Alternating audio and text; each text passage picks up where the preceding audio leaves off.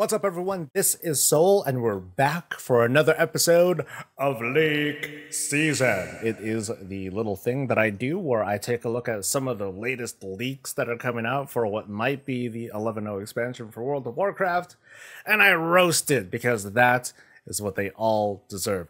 All of these things are absolutely fake, or at least that's what I'm telling myself, and so I'm going to treat it as such and do kind of a breakdown as to, hey, here's why this thing's feasible, here's why it's not, here's how they can do it better perhaps so they can fool us and all that. So if you don't mind, like the video, subscribe for more coverage, and let's get started with 11.0 Titans V2 by...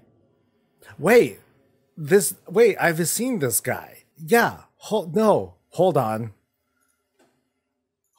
This is the guy that, oh my god. Oh no. It's this one. I think. No, this is different. Okay, I thought this was the one where I had such a hard time reading it. Okay, so this might not be so bad. Okay, since my last threads got locked for no reason, oh, I don't know, maybe because your stuff is fake, I assume an uninformed mob thinks it's not true or something he can't believe. I tried to make it more clear key points. The expansion will be just called Titans.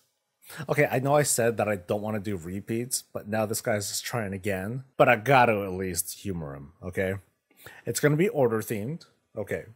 Why the Titans are obsessed with one, quote, true timeline. The only one where they can gain 100% control and order the universe is they want it to be with the help of Azeroth. All other timelines are a failure, and the Titans are not capable of making their grande order in the universe be a reality. Okay, maybe this is the one that was like totally unreadable. But we're in it. Let's go. The reason what exactly causing that planet can have a Titan soul and why the Titans are desperate and that it can never happen again. Amanthul will be the end boss, obsessed and knowing that no Titans ever besides Azeroth will be born or created. He will do whatever it takes to protect the outcome where they will reign supreme with Azeroth's help, as he knows what will happen if he fails. Is there something with these unnecessary capitalizations? Is there a message here? Because if there is, I don't want to read it. Why are you doing that? Don't make hidden messages in a leak. You're here to reveal information. Just give us the damn leak. Countless devices, machines, constructs, prisons, and installations are all over the universe, making sure the Titans keep order equals control equals upper hand equals their timeline. This isn't the event where Nosdormu learns the time ways, where never he thought to be. The transformation will happen, and its choice Nosdormu is now making by free will and accepting. Try and top unmake all things the Titans orchestrated to push their false timeline. Aridicon's vision will exist within Murazan to unmake all Titanic influence and trying to discover what would happen without the Titans and if there is in fact a true timeline hidden from him. This is so painful. Why is this the first one? The first raid will be a breach where the Titans have stored blueprints, plans, outcomes of the timelines. Khadgar will turn the key to open the rooms as he can't open it with force. Aridicon will lead us directly to the Titanic realm. Aridicon knows he can't beat the Titans. Zal, shorthand because they're so cool with it. Zal knows that the Titans are weak-end. Zal knows that only we can beat them. Zal using Aridicon US, and in the end, Zal us. Major void players, old gods, light entities, and other forces will be free. All Titanic control surveillance prisons and their control mechanisms will be deactivated. Zoval talked about it. We don't know what is to come after 11.0. The confrontation of void and light will happen. Now the universe is pre-Titan state, which also means the protections from outside is gone. Zal's goal is met. Now possible futures can happen. A future where the void will be capable to manifest her masters. Oh my god. Last post, I will never log in again by. Thank fucking God. and we will never get that time back again. I have no comment. Moving on to non-disclose agreement. Non-disclose agreement. Oh, this is long. Okay. Sharing this here. Pitches. Oh, is this an actual thing? Pitches and initial thoughts for previous expansions. I don't know if this is an attempt for a fake leak, but let's see. Okay, so WoW Vanilla, Azeroth Exploration, Horde and Alliance Conflict +1. Oh, okay. So I think this is like this very smart person's breakdown of what all the WoW expansions are actually trying to be, or something like that. So Azeroth Exploration, Horde and Alliance Conflict +1 Old God, drop in hints of the Burning Legion and Scourge threat for the next 2 expansions. Okay, so this guy is like a prophet of some sort, who apparently has been here the entire time and knows like everything forever. But we don't know who it is. Non-disclose agreement. Burning Crusade is Outland, Burning Legion, Introduction of Fel, and so on and so forth. Wrath is, okay, this guy's just demonstrating his comprehension as to, hey, here's what I know. I knew that these things were in the expansions. So Cataclysm, Dragons, Elemental Planes, Fireland, Skywall, and Abyssal Maw. N'Zoth was supposed to be, okay, here's the thing. N'Zoth was supposed to be introduced as a raid boss, but ended up with focusing on Deathwing to allocate resources to Mists of Pandaria. Okay. Mists focuses heavily on exploration with 1 Old God, promote more tensions between the Horde and Alliance for later expansions. I mean, it was a damn near war, but okay. WoD was a time skip used as a plot device to increase tensions between the Horde and Alliance for BFA and bring back Gul'dan or Legion. For Legion, due to heavy backlash on lack of content, additional patches were scrapped in order to allocate resources for Legion. Even like these fake stories that are being made up aren't like very convincing. So I mean, there was no time skip. It was, weird timey-wimey whatever. How does this one make sense? Due to heavy backlash on lack of content, additional patches were, we scrapped the other content. That doesn't make much sense. I mean, a lot of Warlords didn't make a lot of sense, so. And then Legion to close the chapter on Sargeras and the Burning Legion, and so on and so forth. Okay, this was just unnecessary, like, blah. The initial plan was to go through all of the original realms of the cosmology chart following a sequence. Oh, so this dude is insisting that as far back as 2004, they had this cosmology chart set up. I don't buy that one. All right, so BFA, the climax of tensions between the Horde and Alliance, with the initial plan of Ny'alotha to be an actual zone with N'Zoth's body behind Ashara's Eternal Palace to cap N'Zoth's cut participation in the Cataclysm. However, due to heavy backlash on the Heart of Azeroth and Azerite power, Ny'alotha was reduced as a raid. Lore was fixed to turn Ny'alotha into a vision rather than an actual zone, and drop hints on the next cosmic entity, Death, via Bwonsamdi. Resources were then allocated to... Okay, there's so much past stuff. I mean, we're talking... Like, what's going on? Are we going to get to a new expansion thing? I don't want to skim, because it looks like they're getting to it, but this setup is just a total waste of time. Total waste of time to me. Shadowlands mirror Burning Crusade by taking players to a new world or realm outside of Azeroth. Use the first cosmic entity in the cycle of Fel and Disorder, which is Death. Due to heavy backlash on Shadowlands and decline in engagement and sub-numbers, resources were redirected to Dragonflight. Sure it was. Below is a pitch for succeeding expansions that may be combined, scrapped, changed, or scrapped entirely due to player feedback. Focus is made on prioritizing expanding Azeroth and denizens from other realms to visit or invade Azeroth instead of players going to other cosmic realms for one expansion. Or 2 players can visit these realms or planets in a pad. So it's like, below is a pitch for anything that could happen. This is nothing. Or this effectively communicates, who knows what may happen. But I'm going to list all the possibilities, and then I'll be right. God, I'm so smart and clever. These themes were dropped in the Zereth Mortis questline to establish that there are other Zereths that Zobal was trying to reach and control. Like, you know, so here's like, I guess, here are finally the expansion ideas, I guess.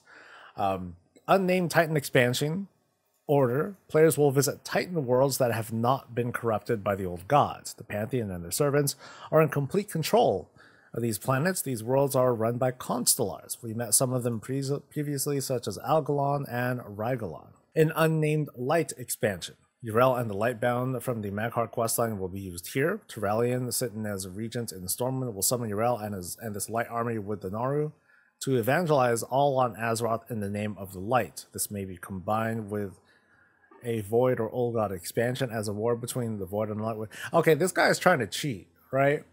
This guy is trying to cheat by saying, hey, you know what? I don't know what the new expansion is, but here's like the ideas that the team has. Which is to say, like, there's like no confidence in what this dude's trying to pitch. He's just like, hey, I'm going to throw every version of shit on the wall, and I'm going to be right somewhere. So this guy is just trying to build clout and like nothing else. And he could easily just say, well, it turns out none of those ideas happen to be used. Ha ha ha. So this is a lot of bullshit, man. All right, an Unnamed Void expansion with no working title. Players are left with no answers as to what Sakhar's chamber is for. Hints were dropped using gear obtained from the Sakhar's fight, such as Anshul, the Cosmic Wanderer, and the Voice of the Silent Star. Anshul is the realm of the Void where the Void Lords live. They did not wish to escape their realm as they live peacefully within it. This is propaganda of the Nath regime, who told Sargeras of their existence. The old gods, much like the demons who wish to return to the twisty nether, cannot be killed on Azeroth. They return to their original realm of the Void. There's hesitation in implementing an all Void expansion because as there will be fell sickness, much like the effect of the Legion expansion. So this line at least, responsibly responds. It's a good line because there was a recent interview from, I forget who exactly, I think it was Ian and the big boss, one of the big bosses at Blizzard. Yeah, I forgot her name. Shit, I feel bad. Where they were saying, hey, we don't, we're much more hesitant about having a full-on expansion that has a very, I guess, oppressive theme. So not so much Void, not so much old gods, because it would leave us kind of stuck with a certain theme. So moving on, Unnamed Old God expansion. Working title is Empire, which is what the OP actually used. Separate from a Void Lord expansion, with Old Gods being a popular concept with the player base, the Old God themes have been removed from the original Dragon Isles concept. Similar to what happened in Cataclysm, there are pitches within the team to move this to a new continent to the west of Kalimdor. Okay, so maybe not so much, because now he's talking about having an Old God expansion, but oh well. Placeholder name of continent, Ryuna. There is a continent to the west of Kalimdor that the Titans have not ordered. The Black Empire is basically there. It includes the Akir, the Nerubian, the Mantid, the Naraki, and Scythid. They've thrived in it, and they did not corrupt Azeroth as it is Titan propaganda. The denizens are thriving cities, temples, and structures similar to Nanabotha. Xal'atath and Ashara make an appearance here. I do kind of buy into the idea that, hey, you know what, the Titans are not manipulating us, but they altered history to make themselves out to be like the good ones, whereas everyone else is like oppressed or whatever. But what I buy less into is the idea that there's like a whole Black Empire civilization kind of thing that the Titan Keepers just are, whatever, we're gonna ignore it, not a big deal, just leaving it alone. And there's an Unnamed Life Realm expansion. No working title. Concepts are too similar to the Emerald Dream and Ardenweald. Lunaria was shown to drop a hint on the Realm of Life. No plans of it yet, but a loon to continue to make an appearance in storylines within expansions. Lastly, there are pitches for Transcendent classes. Okay, a more specific idea. An expansion of current classes to higher ranks, such as Death Knights branching between Necromancers and Necrolytes, Paladins branching between Inquisitors and Executioners, and so on, instead of new classes, or converting, or... Okay, this was the fatal blow. Or converting one of the specializations of existing damage-only classes into support specializations, such as these. And I'll just I'll read it. Subtlety rogues can have increased avoidance and casting speed for support. Survival hunters, it's just like little support things that these classes can do. So where they fucked up here is that, hey, there's like these pitches for two wildly different things. So one idea is to take classes and to enhance them with these different ranks, or something entirely different, creating new specializations that are mostly based on support.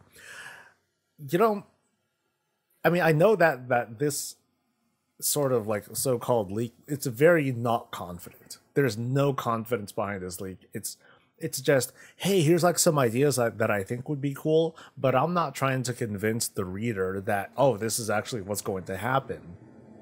Because they're definitely they're obviously just kind of falling back. Well, it could be wrong. They're just pitches.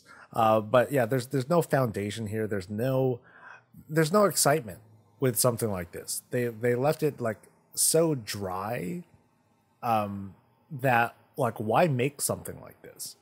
If you're gonna make something, try to make it sound convincing. Try to make it sound like, hey, that'd be really cool. This sounds really neat. But like I said, there's no confidence behind this. Come on, guys. There are many more leaks to possibly create. Get me excited about something. This one is called Nerubian Expansion Leak by Anubis. Expansion name is Asjol Reborn. Story: the ancient leader of the Nerubians, Anub-Karaji? Does that make sense, actually? Anub-Karaji and his great armies of Catan have been called from their stasis to finally bring forth the world into darkness, as the machinations of Eridicon are finally realized. It's only a matter of time before the mind of the Ancient One is reunited with her eldritch body, a mere inevitability of her own design. After many millennia being trapped, she has reignited her grand conquest, subtly working with the Primalist and Elemental Lords to see Azeroth free of the Titan's grasp. Soon, ... she shall bring upon a new age that sees the Catanthi brought back to their former glory. And soon the Elemental Kingdoms will once again be unleashed. Anub-Karaji will stop at nothing to make Azrael the strongest fighting force known on Azeroth, as has been foretold within ancient Catanthi scripture. This thing's trying to blow itself up into like the, hey, we're coming back, but where did you go in the first place? I don't really know. Cultural architecture influence. Okay, so this is the feature, I guess. A cultural architecture influence tree. So the first one's Maldraxxus, the Titans, Tol'vir, Catan, Akir, Nerubians, Ner'zhul, the Scourge. Okay, I don't know how's that supposed to make any sense at all? Like, what does that actually mean? Featuring continent kingdoms of Azul, which includes, so it's a big, I'm gonna guess it's a big underground sort of thing. Well, because it says with 5 vastly unique subterranean zones. Okay, if they're gonna be vastly unique, how would that play out? I mean, one, I have a feeling that like something like this wouldn't take off with players. Like, they've gone to Zeralek Caverns.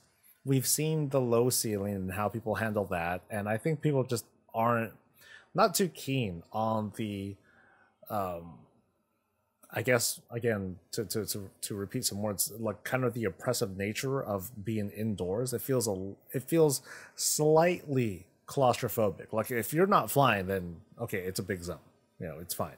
But as one that you're kind of flying through, it doesn't feel all that great when you're quickly like hitting the ceiling. But what would 5 vastly unique subterranean zones look like? Like, okay, here's the underground, really dark, not dark, really hot magma looking zone. Okay, here's the underground cold area. Here's the underground area that, oh, it's actually not, it barely looks like a cave. It looks as if, you know, we're here in the Anartan Plains, just that there's a ceiling on it. It's kind of crazy, right? And so it's kind of like these fake biomes, but they have to be underground. That seems kind of silly. Level cap is 80 plus new, quote, scaling tech, which is not explained at all. Additional support specializations. Okay, profession-specific talent trees, which we already have spelunking and potholing scenarios, 5 new dungeon wings, and 2 new raids at launch. Dude, don't quote things and assume that we know what you're talking about. This is a leak where you're trying to reveal information and again, get people excited about stuff. So, you know, try to clarify a little bit, like, you know, hey, additional support specializations, and then have, like, you know, a fake dev note that says, well, you know, turns out based on feedback, we're going to, you know, instead of focusing on DPS, you know, DPS hybrids, we're going to try out like a few healing hybrid and tank hybrid specializations to see how folks feel, you know, not just to see how folks feel about that, but they want to, you know, branch that out and make support feel like kind of a mainstay for all the classes or something like that. Here's our big philosophical change. I mean, that sounds controversial. It gets conversations going though. That alone would get like additional videos going about, you know, the idea of that. But no, support specializations. Come on, man. You're trying to get clicks and people to respond. This ain't the way to do it. World of Warcraft Routes Unknown by Tuppy. A lot of the previous speculation is correct. Oh my god. So we might get all Titanic control surveillance prisons and their control mechanisms will be deactivated? Damn. We'll be setting sail with a pirate fleet to explore beyond the Veiled Sea. Night Squall is the pirate leader that has led the initiative, but is he really taking us to capture bounty and plunder? Or is there another reason behind his wish to move with haste? So, new continent, Avalorn. Not Avaloran. This dude has it right. It's Avalorn. A large continent that is developed fully separated from Kalimdor. In many ways, it is like what we know on Azeroth, with certain civilizations that have developed in similar ways to how they did on Kalimdor. Nevertheless, there are clearly other forces that have had a clear influence. Not sure what this means. I mean, does this mean such a large continent that develops fully separated from ancient Kalimdor or current Kalimdor? So like post, so is this a continent that existed before the Sundering? Because, you know, like as we have been told, at least once upon a time before the Sundering, there was just one giant land and it was called Kalimdor. But is that the only land that was there? Maybe this is trying to hint at that. So we got 6 new zones. The South Seas, a separate zone in Kalimdor that includes several smaller islands. Okay, South Seas is just one whole zone. A separate zone in Kalimdor that includes several smaller islands we can travel between. Kazan, Plunder Isle, and Tel Abyim are included. Our base port and where we return to gather strength. Bloodsail Hold is our capital. So it is a pirate expansion of sorts. Dun Araz Highlands. To the north, the solemn and quiet peaks of Dun Araz catch the eyes of anyone reaching Avalon. Once earthen-dominated region, both inviting and diplomatic, having established trade routes throughout Avalon. As millennia passed, they managed to avoid conflict by hiding away underground. The region still tells tale of the wondrous past, with massive constructions and treasures left behind. As we rekindle connections with this friendly but now small group that seem to have made good friends with Captain Nightsquall, we understand that they live in fear. Something else tunneled deeper. They can hear dark whispers and movement underneath. That's kind of, that sounds interesting. Avaldoran. In the east of the region lies the great capital of Avaloran's Light Elven Society? Elves? I'm still kind of puzzled as to what the reference is. It's a continent that developed separate from Kalimdor. But again, is it pre-Sundering or post-Sundering? Anyway, it sits on top of high cliffs overlooking the sea. These elves developed from trolls in much the same way. Okay, in much the same way as our elves have a very strong connection to the light. Okay. Their history has been fraught with warfare, meaning that this group of elves has had to repeatedly take extreme measures. So that's As we arrive on the shores of Avalon, our Holy Light aligned leaders make some fast allies in Avaldoran. Nevertheless, as we see their treatment of their enemies in battle, something is not as it seems, and their sacred sky temples are off bounds to all newcomers. I mean, it sounds kind of neat, but I'm wondering if there's like some, a little bit of conflict here, because, these trolls. So why is it that trolls eventually evolve into elves? So the trolls, old school trolls, they evolved into into night elves, and to a lesser, I guess, to an extent, high elf as well, thanks to finding and discovering the Well of Eternity. So are you saying that it happened again? Is there another gushing wound in somewhere on Azeroth that caused these new elves to become a thing, or is it like some sort of like other influence? Well, but what I don't like is that, why do they have to evolve from trolls? Why can't they just be evolved trolls? Why can't they just, I mean, it's kind of like saying that trolls are the downgrade compared to the night elves. Hey man, that might be kind of racist. Just kidding. But I'm just not fond of like that whole concept of, trolls have to go forward and then they become, smooth skin, long eared Adonises and all that. That's just made up. Albion Mire. To the west lies this dark, primal, misty marshland with runic stones, mangrove trees, bog flies, and insects. The main group, the Koltad, in the zone is a humanoid group of guerrilla soldiers that have been estranged to the marshes for their use of dark magic. Very Celtic aesthetics and close to nature. Friends with other creatures we recognize are like centaurs, kobolds, giants, and gnolls. Short and sweet, sounds kind of cool. And then there's Kethrazine. The southernmost region of Avalon lies a great desert plain. Elementals separated from their elemental lords through constant battle, being guided remotely by their old masters. The voices they hear have become more muddled and unruly over the years, and will need the assistance of our world shaman Thrall to soothe and guide them in the right direction. Once Kethrazim was a beautiful sprawling landscape, but the constant battles of the elemental forces have ruined what once was, creating a chaotic mess of a landscape not fit for organic life. There's a problem with these descriptions I'll get to in a bit. The Old Forest. The center of Avalon is a massive and gloomy forest. Under the canopy of the forest, light disappears. No civilized groups travel deep into this strange place. When cut down, the trees rot. Wildlife behaves in strange ways and evolve in stranger ways. As you get deeper into the woods, only bioluminescent life forms remain. The outlines of the forest form a strange and strict geometrical shape, and there are rumors of a dark structure in the true center. Natives to Avalon whisper the name Uldaz in reference to this structure. I don't recall too well. There's Uldaz, there's Uldoris, and I don't recall what the name of the Halls of Infusion is supposed to be. So I don't know if there was a flaw in conflict there. Hopefully not. The leaker and the leaker caught this.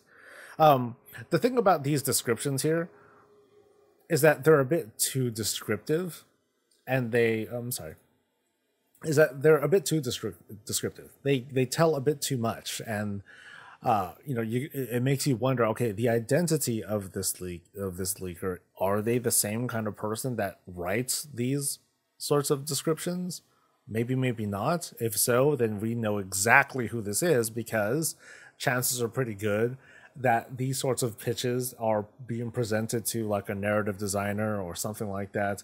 And so you would just easily know who. So like people in chat, they're saying, oh yeah, it's definitely me. In general though, when these so-called leaks, which are all super fake, when they reveal like a certain amount of information, we immediately jump to this conclusion that whoever is leaking this knows a lot about everything that's going on. And that's usually limited to just a handful of people. Otherwise, at least the way that I see it, because I don't know this for sure, things are compartmentalized. You know, not everyone knows everything about everything. It's not like, hey, your typical QA, your typical QA tester or your artist is going to know all of these things at once. The only people who would know these are, really, really high up developers like, game directors, suits that are being presented this information. That's about it. So it's a very small number of people that would know these things. And, no leak has come from a suit. No leak at this level has ever come out. And if it did, again, it's either coming really late in the expansion's development, or at least right before the big reveal when third parties start to get a hold of this information, or it's fake as hell. Someone, chat's pointing out producers often have the big picture too. That's correct, but I think that's only with regards to what things actually are, and it's not going to be presented with this kind, with this sort of descriptive, with these sorts of descriptions. It's not going to look like that. Producers just know what things are and what's coming, but not, and they're going to get some information as to, what the scope of some of these items are, so they can plan things out, but they're probably not going to see something like this. 6 new dungeons and raids. 6, that's it. Not 8, not what we're used to. Mythic Plus is not going to be happy with that. It's going to include Dreadbeard's Manor, which is a classical pirate adventure. I don't know if a classical pirate adventure that lasts anywhere between 20 and 35 minutes is going to feel like a very classical pirate adventure. You know what I mean? Sorry, I know that it sounds like Mythic Plus is really dominating the space, but it's definitely the first thing that comes to mind. There's the Underdepth.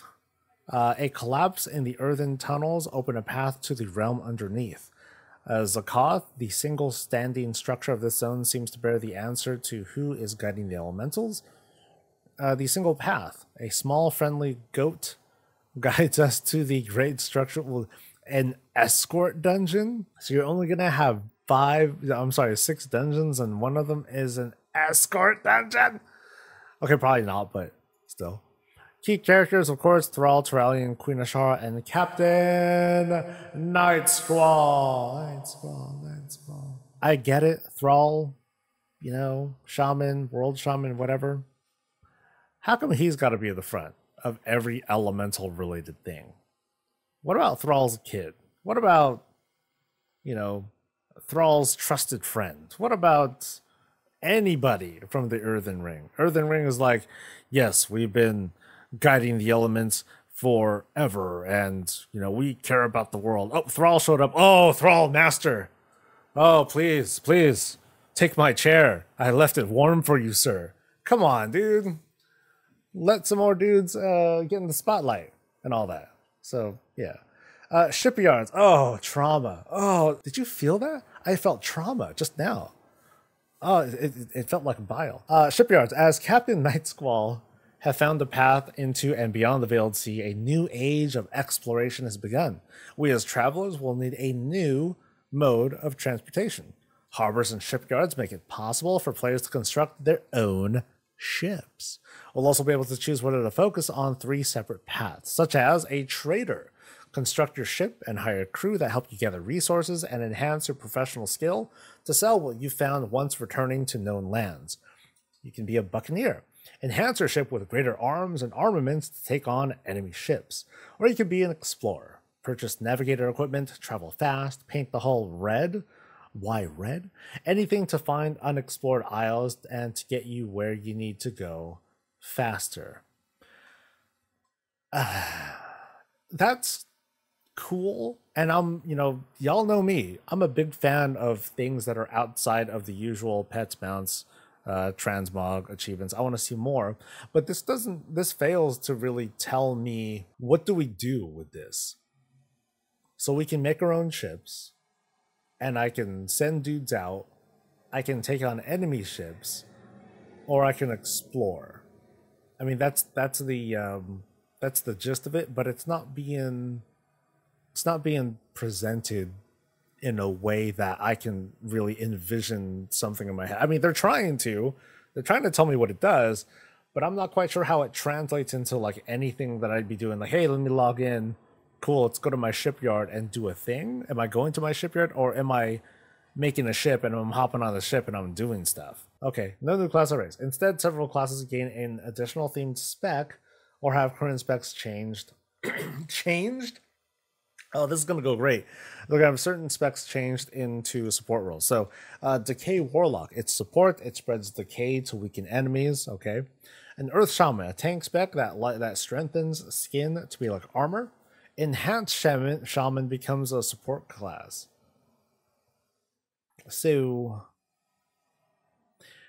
they gain an additional spec or have current specs changed. So, which is it? I mean, Enhanced Shaman, it sounds like it makes so much sense, right? But I guess they're saying both. Then there's a Light Mage, a support specialization that can deal light damage and passively heal allies. Get fucked, disc. Shadow Hunter, a support specialization that can control the field of battle by cursing enemies and blessing allies with hoodoo. And then Arcane Mage. Okay, so Arcane Mage becomes a support specialization that speeds up or slows down time to create windows of opportunity. I don't see that working out so great at all. I don't think it's very well described either. It's not that exciting. That, and when you have, support specs obviously have been a controversial thing since 10.1.5, and it's going to continue to be that way. By adding more irresponsibly is pretty dangerous. I mean, they're adding like what? 1, 2, 3, 4. They're adding 4 specs, and they're changing 2 others. So Enhanced Shaman becomes support, Arcane Mage becomes support. That's a lot. It's like, hey, we're not adding a new class or race, but we're going to add the equivalent of 2 classes instead. That sounds, like that much more of a job. And arguably worse. While some races also get an opportunity for more customization, like Lightbound Forsaken, available at release. Light Elves, a different thing from High Elves, and Earthen. I have a feeling that this person just wants Light Elves for the Alliance. I'm just guessing the player profile here, or the OP's profile. Probably an Alliance player. Probably wants to have high elves that aren't just void elves, even though they have fantastic hair. And yeah, this one's just okay. I mean, as something to get me excited, it sounds kind of interesting. But as for like the leak format of it, falls flat. Doesn't quite work, but not bad. And now we have World of Warcraft 11.0 Umbra, a working title. Why even have the whole working title thing? If you're not confident, just don't say anything. Just call it whatever. Yeah, Deep Delver, just do that. So here's what I know. Story. Umbra will take you on a journey into the world's heart. Players will negotiate a deal with the goblins at Gadget's End, from whence they'll travel across the seas to Undermine. This vast cavern will be our entry point into the unknown. Testing in Zarlite Cavern went well, and the tech has been scaled up for this new adventure. Goblin and gnomish engineering will be the key to our success as we delve deep into Azeroth's crust and race towards the core. Sounds kind of perverted. But while the caverns below hold dark secrets, and there are wondrous discoveries to be made, that is not our only destination. We will enter the elemental planes and ensure Azeroth's elements act as her guardians, not her foes. So somewhere down there, we also enter the elemental planes. Okay, after the aftermath of the attack of Amirjasil, the dragon aspects in Vironoth receive the World Tree's blessing. Oh my god, how did he know? When was this? This was 2 days ago. Okay, so, I applaud the effort. This dude is looking at like the latest, this guy is trying his best to keep up with the latest things that's going on and then apply it here for credibility. And I quiet clap. Okay. So they received the World Tree's blessing. Sweet. Vironaut, the formal primal incarnate of frost, now wields the power of the elements. The tree entrusted her with watching over the restless elementals, but she has ... other plans. Razageth and Farak are dead, and Nerubian has lost himself to the shadow. It's up to her to ensure the Titan's downfall and free Azeroth from their grasp. The Vassal of Life disguises treachery. Beware, the eyes of green is your clue. She was always jealous of her friend, the lofty Dragon Queen. Now envy has turned into opportunity. Azeroth will be free. Wow, how this guy knows a lot. Even knows, like, you know, quotes that were decided to be used for like marketing and all that. Void. Meanwhile, the Harbinger has set her plans in motion. Queen Ashara will return from beyond the Umbral Veil to rule. Azeroth's world soul will be born in shadow. The Earthen at Kaz Aldar, sector AR938. Is that like a Metroid reference? They were the first to consume to the Ancient One's corruption. Still, they toil away in the deep places. They will reach the world's soul. Thrall, the world shaman, of course. Once again, Thrall must find a way to prevent our defeat at the hands of the shadow. I'm a goddamn Titan Slayer. I've killed Titans and old gods. I helped Thrall defeat Deathwing. I've done a lot. I've gone through time and space. I've fought my own people. I was not part of the tree burning thing. I'm a blood elf. But no, Thrall must find a way to prevent our defeat at the hands of the shadow. Thrall's like, out of the way, bitch. Ha ha ha ha. For the Horde. You know, he'll be with us throughout the expansion and is the only one, oh, that hubris. He's the only one capable of convincing the elements to work with us instead of Vironath. So, not so much the destroyer of elements, me, the champion of Azeroth, the most threatening force on the planet. No, Thrall. Can you sense the jealousy here? Yeah, okay. Uldaz, find the lost Titan facility. Without it, there is no hope. Okay. New class Tinker. Yeah, it's been a while, man. We haven't. I don't think I've seen a leak with a Tinker class all season. All player races, including the Drakthir, will gain access to the new Tinker class. One of its specializations is similar to the Augmentation Evoker spec. This class lets you wield technology to deal damage or fix what's broken, but it also comes with a bunch of nifty inventions for quality of life down in the depths. Gold becomes account-wide. The Goblins of Kazan will reward you with a perk once you reach a certain level of renown, which enables gold to become an account-wide currency. Why? Why do we need an unlock for this? If they're going to do it, okay, just do it. I don't think there needs to be like a, hey, it's Soul with another video. And today we're going to show you guys how to get the renown that you need so you can finally get gold to be tradable account-wide everywhere. No, that's... First you log into the game and then you just get it because that's the proper way to do it. And then World Reborn. After all is said and done, the world is that's it. Like after all is said and done, the world is reborn. What the? Where in this part does it say the world is reborn? Is it because we won? Is it because we lost? Is it in an intro to the expansion or what? One more. All right. By Zelgra. Void expansion leaks 11.0. World of Warcraft Chronicles of the Void. This is from 5 days ago. Okay. In the next expansion of World of Warcraft, players will embark on an epic journey into the unknown as they venture into the uncharted realms of the Void. Hell yeah. The expansion will introduce a host of exciting features and content into to the game. No explanation as to how, though. I mean, I know that, like I said, less is better, but it's a fake leak anyway. I'm just curious to know how it would be like that. So we got new playable races. Players will have the opportunity to align themselves with 2 new playable races. The ethereal beings known as the Void Weavers and the fierce insectoid Xenothians. Each race will come with unique racial abilities and a rich backstory. So I got a comment on here though. New playable races that we've never seen or heard of. That's dangerous, man. that's super super dangerous, because that lack of familiarity, you gotta market it in such a way, you gotta sell it in such a way to like really get people excited, like wow, ooh, oh my god. Because what have we seen? We've seen, you know, what have we seen from new races and allied races? We've seen things that are familiar for the most part. New races like goblins and blood elves early on, like the Worgen, I would say, is something that is like arguably new, but we're basically being like, okay, Gilneans, now that's becoming, you know, now that's becoming a thing. We just added the whole, kind of sort of added the whole wolf story to it.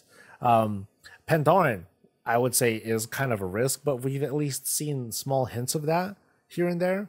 Something like this, though, is like, hey, we're going to just kind of like, we're going to raw dog it. Like, you don't know, you've never met these people before, but it's going to be a thing.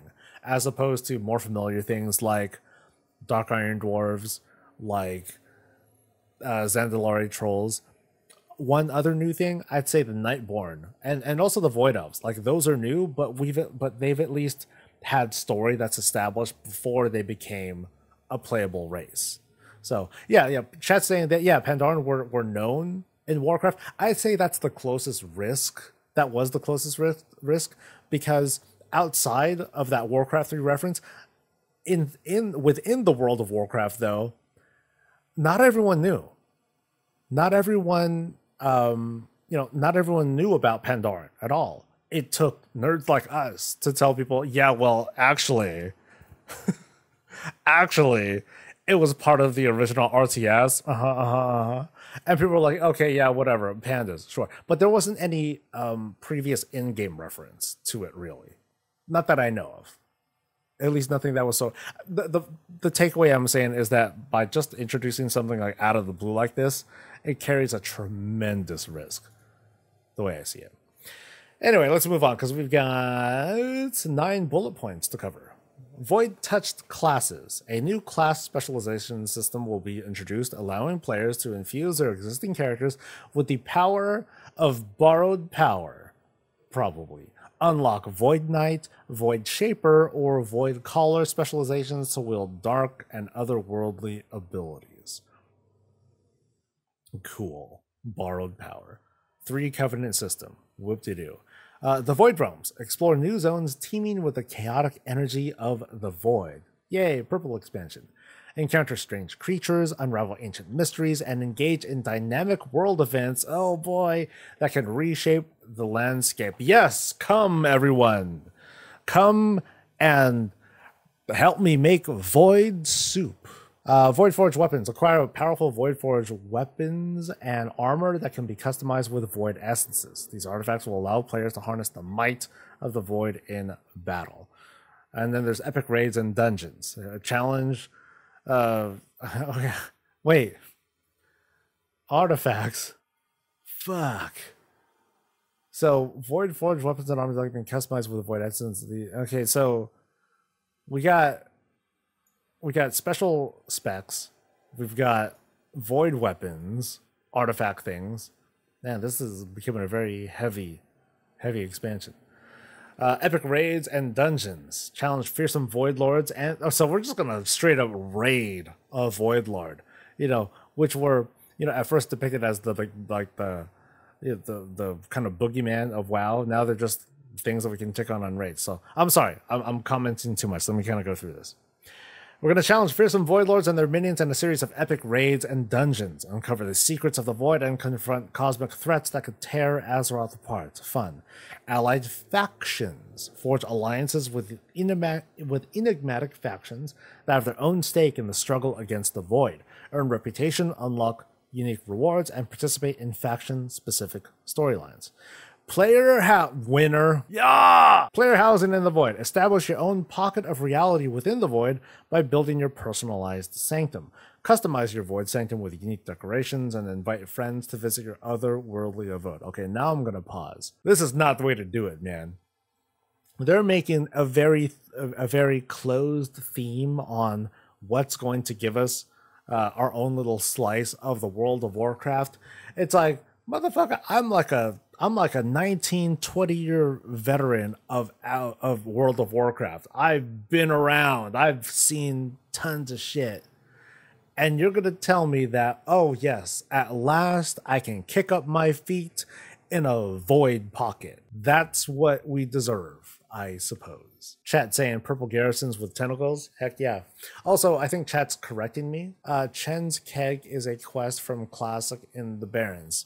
There we go. I still kind of stand behind the whole, hey, we need more introduction stuff. But yes, I guess Pandaren are not a very effective example. PvP zone, Void Convergence. Engage in intense battles in the Void Convergence, a new full-on, whole-ass PvP zone where players can fight for control over precious resources and unlock powerful rewards. The problem with a PvP zone is that, you know, if there's going to be like, did they say how many zones there are? No. If there are 6 zones and one of them is a PvP zone, guess what? That means for a lot of players, there's only 5 zones. That kind of sucks. You know what I mean? So, storyline and lore. Uncover the deep lore of the Void and its connection to the Warcraft universe. Dive into a captivating narrative that explores the consequences of meddling with the Void's power. I think that throughout the years, we've done a whole lot of exploring with what happens when you meddle with the Void's power. You get cool tentacles, you get player housing, you get Void Forge weapons, you get Void Touch classes and specializations. It's pretty awesome. World of Warcraft Chronicles of the Void promises to be an expansion filled with cosmic challenges, powerful abilities, and a rich narrative that will keep players immersed in the ever-expanding world of Azeroth, even though we're going to the Void.